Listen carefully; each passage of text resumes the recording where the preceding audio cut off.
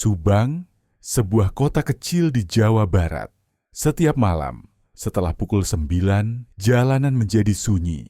Hanya suara jangkrik dan hembusan angin yang masih berani berbicara. Di ujung jalan tanah yang sepi itu, berdiri sebuah bangunan tua.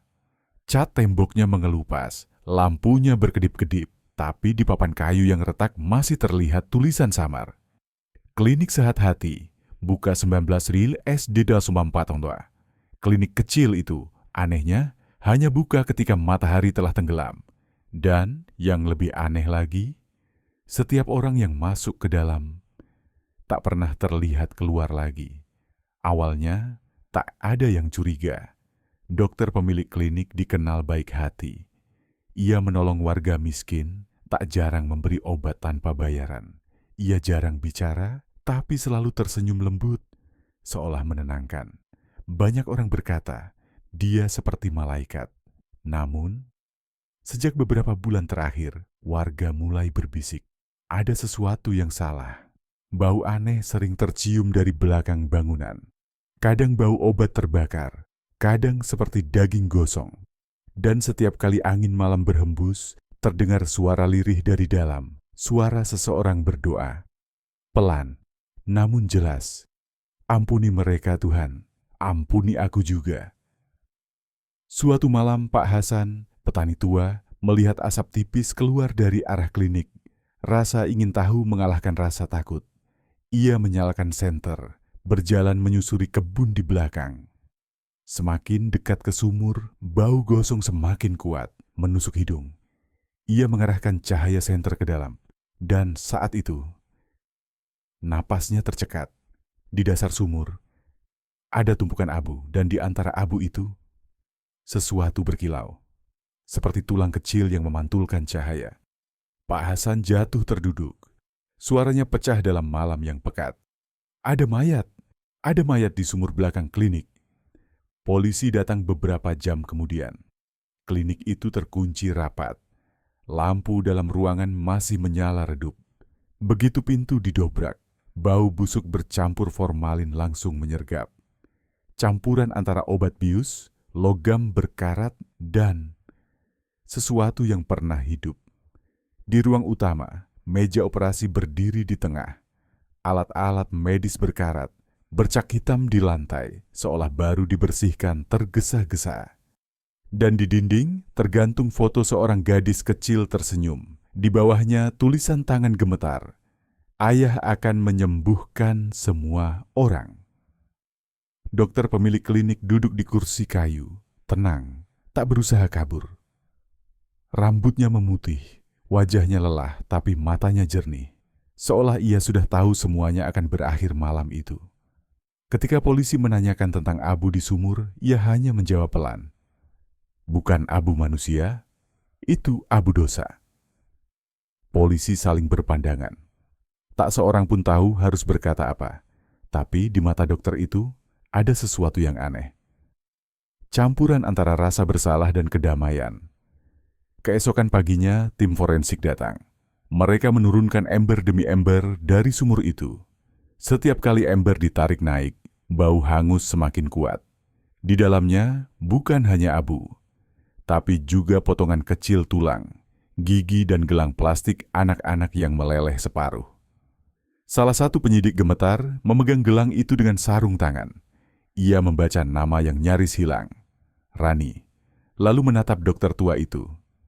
Siapa mereka? Tanyanya. Dokter itu menunduk sejenak, lalu tersenyum samar. Pasien saya, katanya pelan. Mereka semua sudah sembuh, dengan cara terbaik yang saya tahu. Berita itu menyebar cepat. Warga berkumpul di depan klinik, sebagian menangis, sebagian marah, sebagian tidak percaya. Ada yang bersumpah melihat anggota keluarganya masuk ke sana, tapi tak pernah keluar. Ada juga yang membela sang dokter. Dia orang baik, dia tak mungkin membunuh siapapun. Kebingungan berubah menjadi ketakutan. Klinik itu menjadi tempat terkutuk. Anak-anak dilarang lewat. Bahkan anjing pun menolak mendekat ke pagar belakang.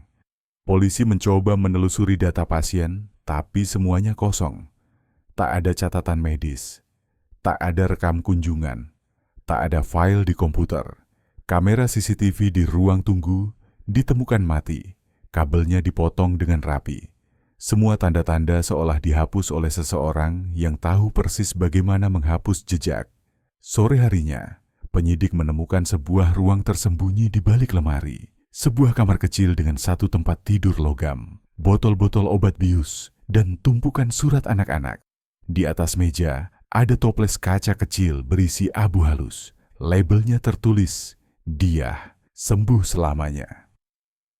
Ketika ditanya, dokter tua itu hanya menjawab, "Itu anak saya. Dia sakit parah dulu." Suara beliau gemetar, dan saya gagal menyelamatkannya. Hujan turun pelan di luar. Langit Subang mendung, tapi dari jendela belakang klinik masih terlihat sisa asap tipis naik ke udara. Bau gosongnya samar, seolah berasal dari dinding itu sendiri. Polisi memasang garis kuning, menutup seluruh area. Warga berdiri di kejauhan, menyaksikan dokter tua itu dibawa pergi. Ia tak melawan, hanya menatap ke arah lojot yang masih berasap, dan berbisik hampir tak terdengar. Malam ini, satu jiwa lagi tenang. Narator menutup bagian pertama dengan suara rendah, berat. Tak ada yang tahu berapa banyak jiwa yang hilang di tempat itu. Tak ada yang tahu apakah mereka benar-benar dibunuh atau disembuhkan dengan cara yang tak bisa manusia pahami. Kamera menyorot papan tua bertuliskan, "Klinik Sehat Hati," yang tergantung miring, diterpa angin. Huruf-hurufnya perlahan jatuh satu persatu. Dan layar menghitam perlahan. Dengan satu kalimat muncul di tengah. Malam itu Subang tak lagi tidur nyenyak. Subang kembali tenang setelah kejadian malam itu. Atau setidaknya kelihatannya begitu. Tapi di balik wajah tenang kota kecil itu, ada sesuatu yang membusuk. Sebuah rahasia yang mulai terbuka. Pelan-pelan, seperti luka yang tak mau sembuh. Pagi setelah penggerebekan, polisi mendatangi rumah-rumah warga sekitar klinik. Mereka bertanya tentang pasien. Siapa saja yang pernah datang dan apa yang mereka lihat. Warga bercerita dengan suara pelan, seolah takut ada sesuatu yang mendengarkan dari balik dinding. Seorang ibu paruh baya, Busri penjual sayur, mengaku sering melihat pasien datang tengah malam. Biasanya mereka naik ojek, katanya sambil gemetar. Kadang 2 orang, kadang sendirian. Tapi tak pernah ada yang keluar. Pagi-pagi, lampu klinik masih menyala. Tapi pintunya terkunci rapat. Matanya menatap kosong. "Anakku juga pernah berobat ke sana," bisiknya kemudian. 3 bulan lalu, dia cuma demam. Katanya, cuma perlu infus semalam. Tapi, sampai sekarang, belum pulang. Polisi mencatat setiap nama, setiap alamat, setiap waktu yang disebut warga. Lembar demi lembar laporan mulai menumpuk. Dan dari sana tergambar pola aneh. Semua pasien yang hilang datang di malam hari, antara pukul 9 sampai 12. Semua datang tanpa didampingi keluarga. Dan semua tak pernah terlihat lagi. Di ruang bukti, para penyidik menatap papan yang penuh dengan foto-foto. Wajah-wajah itu, lelaki, perempuan, tua muda, bahkan seorang anak kecil berumur 10 tahun, menatap balik dengan mata kosong dari foto mereka. Di bawah masing-masing foto tertulis kata sama, "Hilang." Salah satu penyidik muda, Ardi, menatap foto anak kecil itu lama sekali. Ia menelan ludah. Kalau benar dokter itu yang melakukannya, kenapa anak kecil juga? Rekan seniornya hanya menghela napas. Kadang, yang gila tidak butuh alasan. Beberapa hari kemudian, polisi memeriksa ruang bawah tanah klinik yang awalnya dikira gudang. Di sana mereka menemukan tumpukan catatan lama, buku resep, surat dan secarik kertas bertulisan tangan. Tulisan itu goyah, tapi masih bisa dibaca. Mereka datang dengan sakit yang tak bisa disembuhkan. Aku hanya membantu mereka berhenti menderita. Aku ingin dunia berhenti menyiksa orang miskin dengan harapan palsu.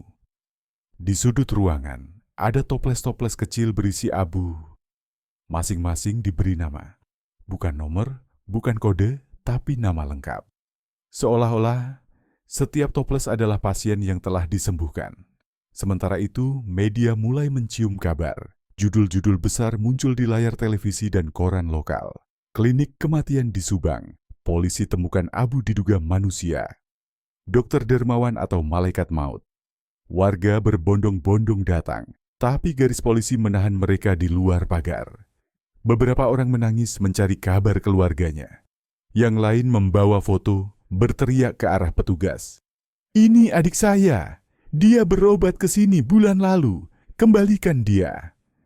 Tangisan, teriakan, doa, semuanya bercampur jadi satu, menutup suara angin Subang malam itu.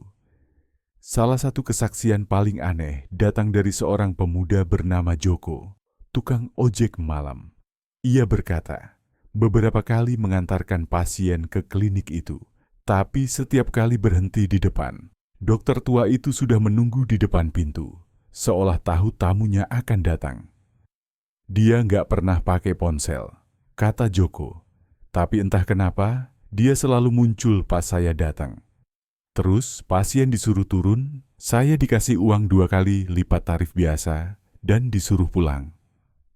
Tanpa menoleh ke belakang, Joko berhenti sejenak menatap tanah. Yang terakhir saya antar itu perempuan hamil 7 bulan. Waktu saya tanya besoknya, katanya udah sembuh. Tapi saya nggak pernah lihat dia lagi. Polisi mulai menyadari pola lebih gelap. Setiap korban, entah laki-laki, perempuan, tua, muda, semuanya menderita penyakit berat. Kanker stadium akhir, gagal ginjal, lumpuh permanen, gangguan jiwa. Mereka semua datang dengan satu harapan, keajaiban. Dan sang dokter memberi mereka itu dengan harga tertinggi. Di kantor polisi, kepala penyidik membaca laporan terakhir. Jumlah korban yang diperkirakan hilang, 27 orang. Tapi jumlah abu di sumur belakang jauh lebih banyak. Setidaknya 50 kilogram, terlalu banyak untuk hanya 27 tubuh manusia. Ardi, penyidik muda tadi, menatap layar komputer dengan mata lelah. Dia sudah melakukannya selama bertahun-tahun, Pak. Kepala penyidik mengangguk pelan. Mungkin lebih dari yang bisa kita bayangkan. Sementara itu, dokter tua itu tetap bungkam. Di ruang interogasi, ia duduk tenang. Tangan kirinya gemetar, tapi matanya tetap tajam. Setiap kali ditanya, jawabannya sama. Saya tidak membunuh siapapun. Saya hanya menolong mereka agar tak sakit lagi. Ketika ditunjukkan foto-foto korban, ia malah tersenyum kecil. Lihat wajah mereka, katanya lembut. Sekarang mereka sudah tenang. Tak ada rasa sakit lagi. Bukankah itu tujuan pengobatan? Suara tape recorder merekam setiap kata. Dan di balik kaca satu arah, para penyidik terdiam. Tidak ada yang berbicara. Karena di dalam hati mereka, sebagian kecil ingin percaya bahwa mungkin ia memang berpikir sedang menyelamatkan orang. Tetapi siapa yang memberi hak kepada manusia untuk menentukan akhir hidup manusia lain? Malam itu, ketika semua orang sudah pulang, Ardi kembali ke ruang bukti. Ia menyalakan lampu kecil di meja. Di sana, di antara barang sitaan, ia melihat lagi foto gadis kecil dari dinding klinik. Anak dokter itu dia. Wajahnya mirip, sangat mirip dengan beberapa korban perempuan muda yang hilang. Ardi menatap lama. Kemudian berkata lirih, dia tidak pernah berhenti jadi dokter. Hanya saja pasiennya berubah. Beberapa hari kemudian, polisi menemukan satu catatan lagi terselip di balik laci meja operasi. Tulisan tangan yang sama dengan tinta hampir pudar. Mereka semua datang kepadaku dengan tubuh rusak dan hati putus asa. Aku tidak tahan melihat mereka menangis. Aku tahu aku tidak bisa jadi Tuhan. Tapi mungkin Tuhan juga sudah lelah menyembuhkan. Kata-kata itu menggema di ruang forensik seperti doa terbalik. Bukan memohon pengampunan, melainkan penjelasan. Waktu berlalu. Klinik itu tetap tertutup, tapi setiap malam warga bersumpah melihat cahaya samar di jendela belakang. Kadang terdengar suara langkah pelan atau pintu terbuka lalu tertutup lagi. Bau gosong yang dulu menyesakkan kini hanya tinggal bayangan. Tapi bayangan itu tidak pernah benar-benar hilang. Seorang anak kecil pernah berkata pada ibunya, "Bu, tadi aku lihat ada orang berdiri di depan klinik itu." Sang ibu menatap, takut. "Orang siapa?" "Dia pakai jas putih, Bu." Senyum terus bilang, "Aku kelihatan sakit." Sejak malam itu, tak ada anak yang berani lewat jalan itu lagi. Dan sementara masyarakat mulai lupa, polisi masih bekerja diam-diam. Mereka menggali kasus lama, mencocokkan DNA dari abu dengan data keluarga korban. Setiap kali satu identitas terungkap, satu keluarga menjerit kesakitan. Tapi dari puluhan sampel abu, hanya separuh yang cocok. Setengahnya lagi tak pernah terdaftar dimanapun. Tak ada laporan hilang. Tak ada nama. Seolah-olah mereka datang dari kegelapan. Dan kembali ke kegelapan. Narasi menurun, suara lembut seperti berbisik. Dalam keheningan Subang ada kisah yang terus berulang. Orang-orang datang mencari kesembuhan, tapi yang mereka temukan hanyalah ketenangan abadi. Kamera menyorot sumur belakang. Kini ditutup dengan beton tebal. Di atasnya, tumbuh rumput liar yang bergoyang diterpa angin malam. Namun bagi mereka yang pernah berdiri di sana, bau hangus itu masih terasa. Dan entah kenapa, seolah-olah dari dalam tanah, ada sesuatu yang masih bernafas. Hujan turun deras malam itu di Subang. Langit gelap, kilat menyambar di kejauhan. Tapi di halaman belakang klinik sehat hati, cahaya lampu sorot putih menembus hujan, memantul di permukaan tanah yang basah. Polisi berseragam jas hujan hitam, wajah tegang mengelilingi sumur yang kini menjadi pusat perhatian.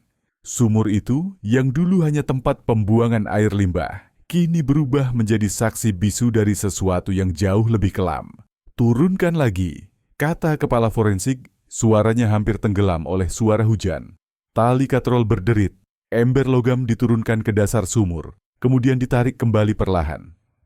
Isinya abu, serpihan arang, dan potongan kecil tulang. Semakin dalam mereka menggali, semakin jelas. Ini bukan sekali dua kali terjadi. Salah satu penyidik muda memegang ember itu dengan sarung tangan lateks. "Ini tulang manusia, Pak," katanya dengan nada bergetar. Kepala forensik tidak menjawab. Ia hanya mengangguk pelan, lalu menatap ke arah ruangan di belakang klinik. Tempat sang dokter masih duduk diam, menatap kosong ke jendela. Sementara di ruang analisis, tim forensik bekerja tanpa henti. Meja panjang dipenuhi kantong plastik berlabel, fragmen tulang, gigi, abu organik. Mesin penyaring udara berdengung pelan. Bau logam dan formalin memenuhi udara, membuat siapapun yang masuk merasa mual. Di bawah mikroskop, butiran abu itu bercerita. Ada protein terbakar, residu kalsium, dan jejak obat bius, jenis yang hanya bisa digunakan oleh tenaga medis berlisensi. Salah satu analis berkata pelan, dia tahu persis apa yang dia lakukan. Ini bukan pembunuhan brutal. Yang lain menimpali, ini seperti prosedur operasi, tapi tanpa niat menyembuhkan. Sementara itu di ruang interogasi, dokter tua itu masih duduk di kursinya. Ia tidak menolak pemeriksaan, tidak menangis, tidak marah, hanya menatap meja logam di depannya. Jari-jarinya menggenggam cangkir air yang sudah dingin. Ketika penyidik menanyakan apakah ia tahu apa yang ditemukan di sumur, ia menjawab pelan, "Saya tahu. Saya yang menaruhnya di sana." Suara itu tenang, nyaris seperti pengakuan dosa di ruang gereja. Bukan untuk menyembunyikan, tapi agar mereka kembali ke tanah dengan bersih. Penyidik terdiam. Tak ada yang tahu harus berkata apa. Kata-katanya tidak terdengar seperti alasan pembunuh, melainkan doa yang salah arah. Malam itu di markas polisi rapat darurat digelar. Kepala penyidik menunjukkan hasil autopsi forensik di layar. Semua korban mengalami efek overdosis dari obat jenis ketamin dan midazolam. Keduanya, obat bius kuat, tidak ada tanda kekerasan, tidak ada luka sayat paksa. Ia berhenti sejenak, menatap wajah para anggota timnya. Artinya mereka disuntik dengan tenang. Mereka mati tanpa sadar. Seseorang berbisik lirih, seperti eutanasia.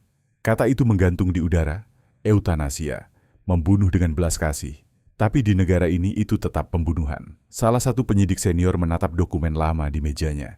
Ia menemukan surat pengaduan 5 tahun lalu. Sebuah laporan tentang malpraktik di rumah sakit Bandung.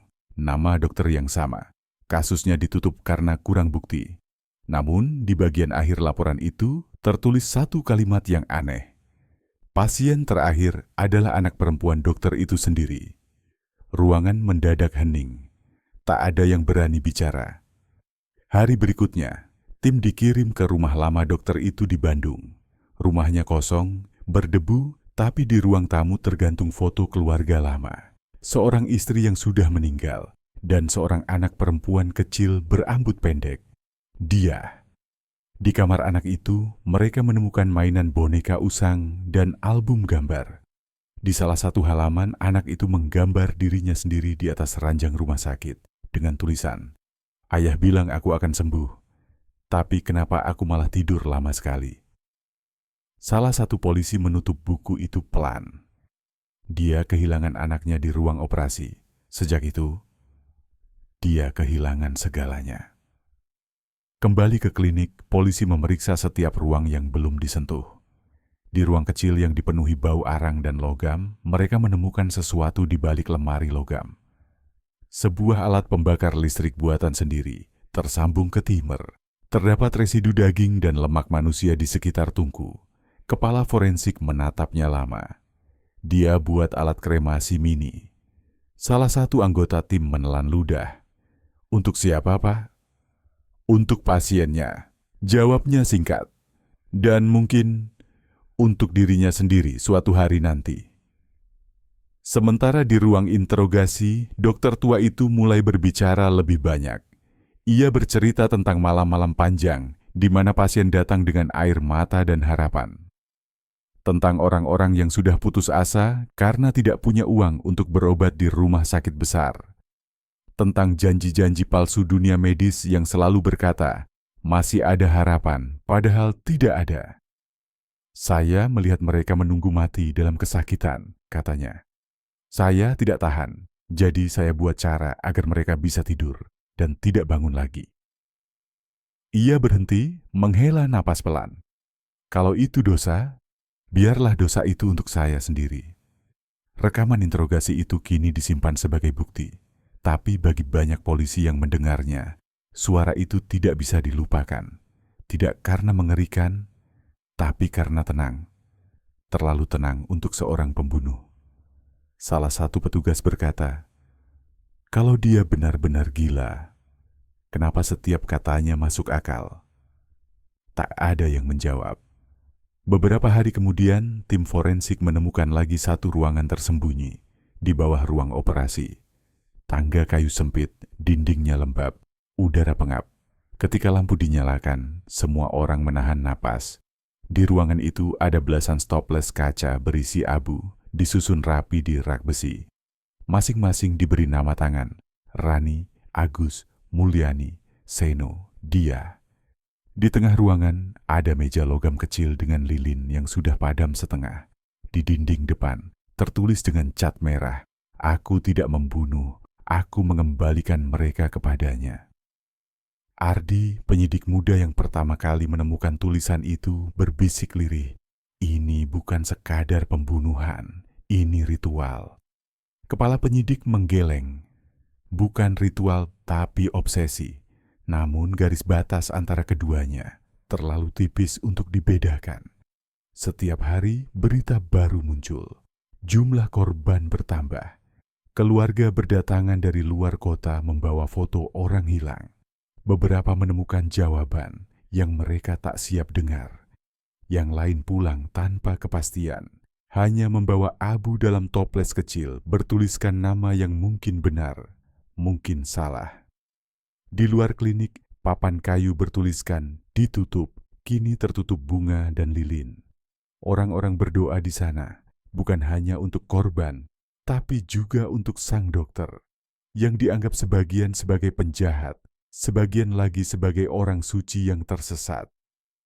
Suatu malam, di ruang tahanan, penjaga mendengar suara pelan dari dalam sel dokter itu.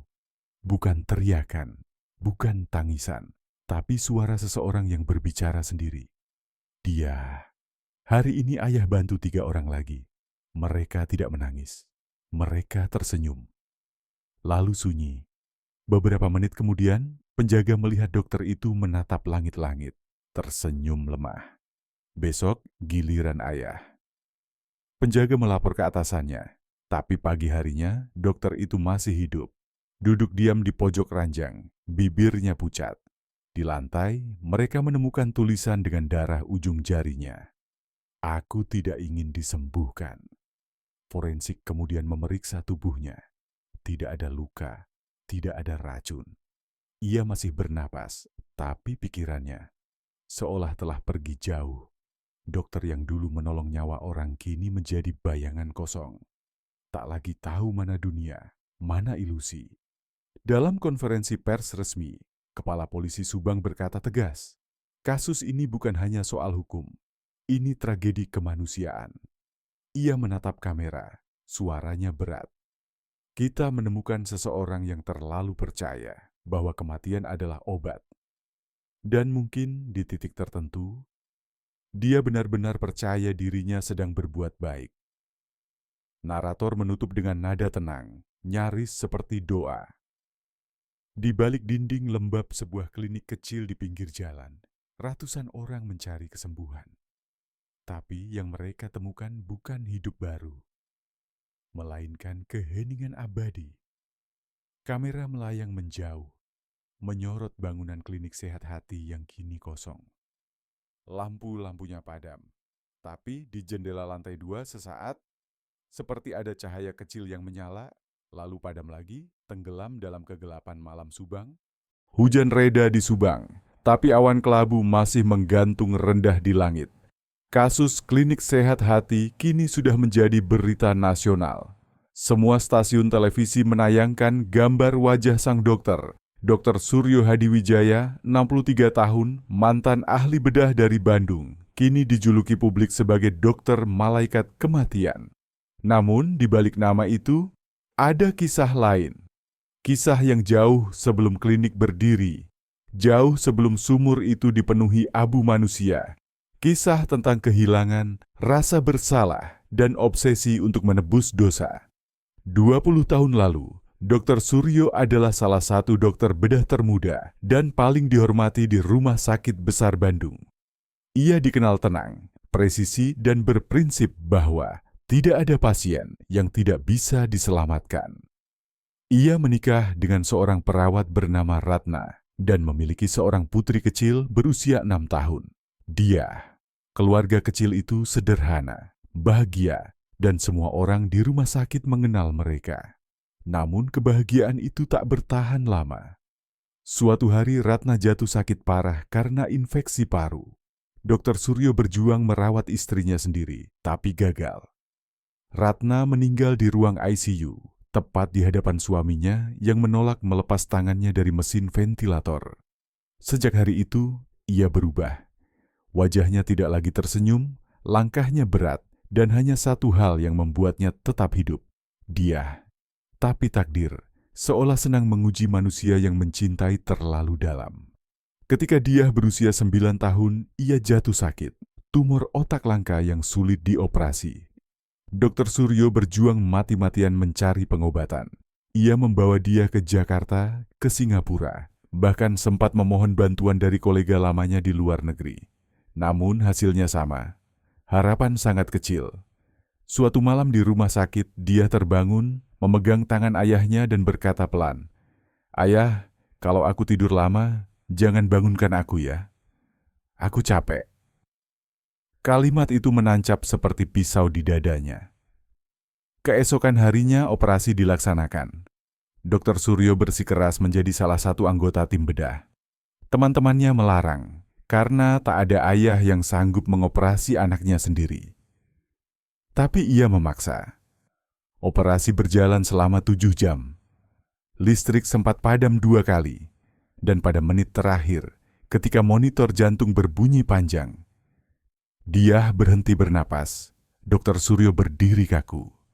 Tangannya masih memegang pisau bedah, meneteskan darah anaknya sendiri. Ruangan itu sunyi. Satu-satunya suara hanyalah dari alat monitor yang kini menunjukkan garis lurus, tanpa denyut. Setelah pemakaman, Dr. Suryo menghilang selama 3 minggu. Ketika ia kembali, rambutnya mulai memutih, matanya kosong. Ia tidak mau lagi bekerja di rumah sakit. Ia berkata, "Saya gagal sebagai dokter. Saya tidak pantas menyembuhkan siapapun." Rumah sakit menawarinya cuti, lalu memintanya pensiun dini. Tak lama kemudian, lisensi praktiknya dicabut karena tuduhan malpraktik yang diajukan oleh keluarga pasien lain. Dalam waktu kurang dari setahun, Dr. Suryo kehilangan segalanya. Istri, anak, pekerjaan, dan harga diri. Tapi justru di titik terendah itulah sesuatu di dalam dirinya berubah. Ia mulai percaya bahwa dunia medis telah salah arah. Bahwa manusia terlalu sombong, terlalu takut pada kematian. Padahal mungkin kematian adalah satu-satunya bentuk penyembuhan yang sejati. Ia pindah ke pinggiran Subang, membeli bangunan tua yang dulu bekas gudang susu. Ia memperbaikinya pelan-pelan, mengubahnya menjadi klinik kecil, dan menamai tempat itu Klinik Sehat Hati. Ironisnya, ia memilih nama itu karena katanya, kalau hati sudah tenang, tubuh tak lagi menderita. Tahun-tahun pertama, klinik itu benar-benar membantu banyak orang. Ia melayani warga miskin, mengobati luka, memberikan vaksin, bahkan menyambut anak-anak dengan permen. Orang-orang menyebutnya malaikat, tapi di balik senyumnya ada sesuatu yang retak. Ia sering menghabiskan malam di ruang operasi kosong, berbicara sendiri di depan foto dia. "Dia, kalau kamu masih di sini, kamu pasti bantu ayah kan?" Kadang ia mendengar suaranya sendiri bergema, dan di dalam gema itu seolah ada jawaban lembut. "Ayah, mereka semua sakit seperti aku. Tolong mereka." Sejak malam itulah, Dr. Suryo mulai berubah arah. Pasien-pasien datang dengan penyakit yang tak bisa disembuhkan. Kanker stadium 4, gagal ginjal, kelumpuhan total. Mereka menangis, memohon pertolongan. Dan Dr. Suryo menawarkan sesuatu yang tidak pernah ditawarkan dokter lain. Ia memberi mereka pilihan, tidur tanpa rasa sakit, tanpa penderitaan, tanpa terbangun lagi. Banyak yang setuju, meski mungkin tidak sepenuhnya mengerti. Dan bagi mereka yang tidak setuju, ia membantu tanpa izin. Karena dalam pikirannya, itu juga bentuk kasih sayang. Ia mencatat semua pasien di buku kecil. Di halaman pertama tertulis kalimat pembuka, "Mereka yang datang kepadaku, datang bukan untuk hidup, tapi untuk berhenti sakit." Setiap kali seorang pasien berhenti sakit, ia mengumpulkan abu hasil kremasi di toples kecil, menulis nama mereka, dan berdoa di hadapan setiap toples itu seperti berdoa untuk anaknya sendiri. Dia bukan lagi satu-satunya yang ia cintai. Sekarang semua pasiennya adalah dia. Waktu berjalan dan tindakannya menjadi semakin teratur, semakin dingin, semakin ritualistik. Ia mensterilkan ruangan, menyalakan lilin, menyuntikkan dosis tinggi obat bius, lalu menunggu dengan tangan terlipat, mata menatap monitor jantung sampai garis itu lurus sempurna. Setiap kali suara bip terakhir terdengar, ia berbisik, "Pergilah dengan damai, kamu sudah sembuh." Setelah itu, ia mengkremasi tubuh pasien di tungku kecil buatan sendiri. Asap putih melayang ke udara malam, dan ia menatapnya lama. Membayangkan bahwa mungkin dia sedang menunggu di sisi lain dari asap itu. Beberapa tetangga ingat, setiap kali hujan turun, bau aneh seperti obat terbakar selalu muncul dari belakang klinik. Tapi ketika mereka bertanya, Dr. Suryo hanya tersenyum dan menjawab, "Obat lama yang saya musnahkan." Tidak ada yang curiga. Siapa yang bisa menuduh dokter tua ramah yang tak pernah menolak membantu siapapun?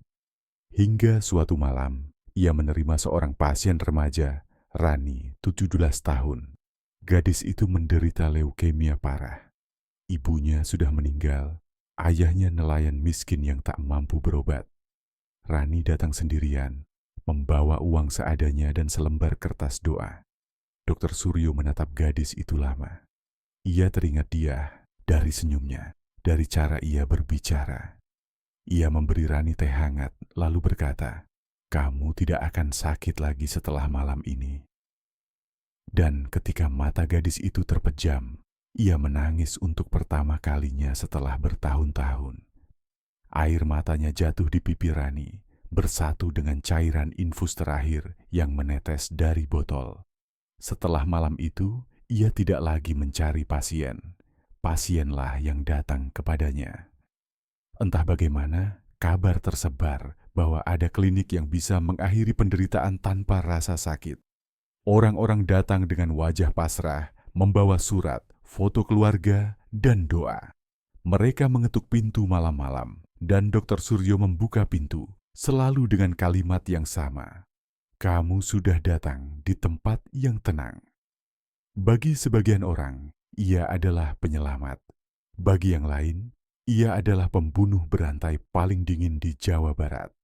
Tapi bagi dirinya sendiri, ia hanyalah seorang ayah yang masih berusaha menyembuhkan anaknya melalui setiap orang yang ia bebaskan. Ketika polisi menunjukkan catatan masa lalunya dalam interogasi, Dokter Suryo hanya tersenyum samar. "Dia dulu takut mati," katanya. Tapi waktu dia tidur, wajahnya damai. Saya pikir, mungkin semua orang juga berhak tidur dengan damai seperti itu. Ia berhenti sejenak menatap lurus ke arah penyidik dan berbisik. "Apakah itu salah, Nak? Kalau saya hanya ingin orang berhenti menderita?" Tidak ada yang menjawab. Sebelum meninggalkan ruang interogasi malam itu, Dokter Suryo menulis sesuatu di kertas kosong yang diberikan polisi. Tulisannya pelan, gemetar, tapi jelas. Anak-anak manusia selalu berdoa untuk sembuh. Tapi kadang, kesembuhan sejati datang bukan dalam bentuk kehidupan, melainkan dalam bentuk keheningan. Ia menyerahkan kertas itu, lalu menatap kosong ke dinding. Dan untuk pertama kalinya, sejak ditahan, ia menutup mata. Seolah-olah ia kembali ke ruang operasi 20 tahun lalu, di mana suara monitor jantung anaknya masih menggema di telinganya. Narator menutup bagian ini dengan nada berat, melankolis. Tidak ada monster yang lahir dalam semalam. Ada yang lahir dari kebencian. Ada pula yang lahir dari cinta. Dan cinta yang kehilangan arah bisa jadi bentuk kegilaan paling sunyi di dunia ini. Kamera menyorot meja tua di klinik. Di atasnya tersisa satu toples kecil berdebu, bertuliskan, "Dia sembuh selamanya." Lalu layar perlahan gelap, menyisakan hanya suara hujan yang kembali turun, seperti doa yang tak pernah selesai. Malam itu, udara di Subang terasa berat. Awan menggantung rendah, dan hujan tipis turun perlahan seperti abu. Di halaman belakang markas polisi, sel nomor 3 menyala redup. Di dalamnya, Dokter Suryo duduk bersila di lantai, menatap dinding kosong seolah berbicara dengan seseorang yang tak terlihat. Ia sudah diam 3 hari penuh. Tidak makan banyak, tidak tidur, hanya menulis di kertas yang diberikan penyidik. Di dinding, kata-kata kecil tergores dengan ujung sendok logam. Setiap orang berhak sembuh dengan caranya sendiri. Pagi harinya, kepala polisi datang menemuinya. "Dokter, pengadilan menunggu. Anda bisa bicara hari ini," katanya dengan nada formal. Dokter Suryo menatapnya tenang. "Mereka ingin mendengar pengakuan, ya?" "Ya, baiklah," katanya pelan. "Tapi tolong, biarkan saya berpakaian seperti dokter, bukan tahanan." Permintaan itu dikabulkan. Sebuah jas putih disediakan. Saat mengenakannya, tangannya sedikit gemetar, tapi wajahnya tampak damai, seperti seseorang yang akhirnya menemukan tempatnya. Sidang dimulai. Ruang pengadilan penuh sesak. Media menunggu di luar, sementara keluarga korban duduk di deretan bangku pertama. Mata merah, wajah lelah, beberapa menggenggam foto orang yang mereka cintai. Ketika hakim memintanya berdiri, Dr. Suryo tidak menyangkal apapun. Ia mengangguk, mengakui semua perbuatannya tanpa ragu.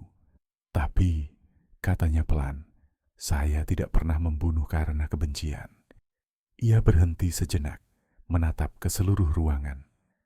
Saya hanya ingin orang-orang berhenti sakit, karena saya tahu tidak ada yang bisa benar-benar sembuh di dunia ini. Beberapa orang menangis, sebagian marah, berteriak, memanggilnya iblis. Tapi Dr. Suryo tetap berdiri tenang, matanya berkaca-kaca. Hakim menjatuhkan vonis seumur hidup. Ruang sidang hening. Namun ketika penjaga membawanya keluar, ia sempat berkata pelan pada salah satu polisi muda, "Nah, kalau suatu hari kamu melihat seseorang yang terlalu menderita, tolong jangan hanya menyuruhnya bertahan. Kadang yang mereka butuh bukan harapan, tapi keheningan." Polisi muda itu tidak menjawab. Ia hanya menunduk karena di dalam hatinya kalimat itu menusuk sesuatu yang tidak bisa dijelaskan. Beberapa bulan berlalu, klinik sehat hati kini ditutup permanen. Bangunannya kosong, dindingnya dipenuhi grafiti. Tapi setiap malam ada yang bersumpah melihat cahaya dari jendela belakang. Bau gosong samar, seperti bau obat terbakar, terkadang muncul ketika angin lewat. Warga menyebutnya klinik arwah. Tak ada yang berani mendekat. Suatu malam di penjara, penjaga melihat sesuatu aneh. Sekitar pukul 2 dini hari, kamera pengawas menampilkan cahaya kecil dari dalam sel Dr. Suryo. Ketika diperiksa, ia ditemukan duduk di tengah ruangan, dikelilingi oleh sumbu kain yang disiram minyak dari botol pembersih logam. Di depannya, toples kecil berisi abu. Labelnya bertuliskan nama yang sama, dia. Ia menatap penjaga yang membuka pintu dan berkata lembut, "Tenang saja, Nak. Saya cuma ingin pulang." Lalu, api menyala. Kecil, tapi cepat. Jeritan terdengar, tapi bukan jeritan kesakitan. Lebih seperti seseorang yang akhirnya terbebas. Butuh waktu kurang dari 2 menit sampai seluruh sel dilalap api. Petugas berusaha memadamkan, tapi semuanya sudah terlambat. Yang tersisa hanyalah abu hitam dan toples kecil yang utuh, berdiri di tengah lantai besi yang hangus. Di dinding, asap membentuk pola samar, seperti tulisan tangan. Ketika petugas menyinari dengan senter, mereka melihatnya jelas. "Aku sudah menyembuhkan yang terakhir." Beberapa hari kemudian, jenazahnya dikremasi atas permintaan kepolisian tanpa keluarga yang datang. Namun saat abu itu hendak dimasukkan ke wadah, kepala forensik menatap petugas dan berkata pelan, "Campurkan saja dengan yang lain." Petugas mengangguk menuangkan abu Dr. Suryo ke wadah besar berisi sisa korban yang belum teridentifikasi. Mereka semua menyatu menjadi debu tanpa nama. Dan entah kenapa, semua orang di ruangan itu merasa tenang. Beberapa bulan berlalu, klinik sehat hati akhirnya dirobohkan. Tanahnya dijual, tapi tak pernah ada yang mau membangun di atasnya. Rumput liar tumbuh, menutupi bekas sumur yang dulu jadi saksi bisu. Anak-anak kadang bermain di sana, tapi para orang tua selalu menegur, "Jangan dekat-dekat, itu tanah yang pernah mendengar doa orang mati."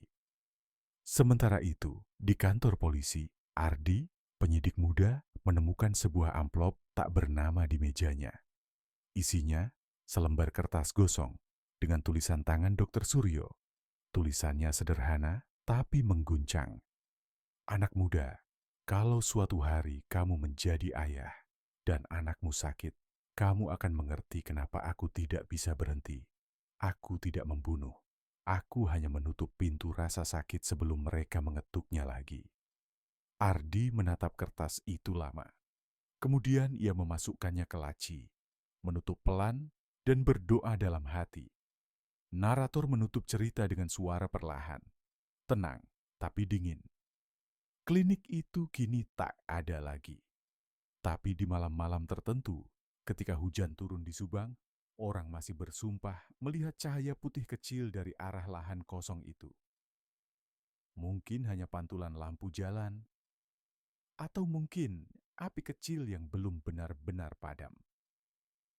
Kamera melayang tinggi, memperlihatkan Subang dalam kabut pagi. Di tengah ladang luas, hanya satu bekas pondasi beton yang masih terlihat. Angin berhembus pelan, membawa serpihan abu yang beterbangan. Dan di balik semua keheningan itu, suara lembut terdengar, entah dari angin, entah dari ingatan. Pergilah dengan damai, kamu sudah sembuh.